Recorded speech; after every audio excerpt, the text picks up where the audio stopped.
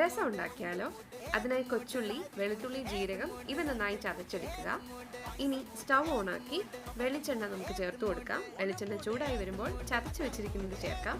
കൂടെ തന്നെ കുരുമുളക് പൊടിയും കൂടെ ചേർത്ത് കൊടുക്കാം. ഇനി കുറച്ച് കറിവേപ്പിലയും കൂടെ ചേർത്ത് നന്നായി സോട്ട് ചെയ്തെടുക്കാം.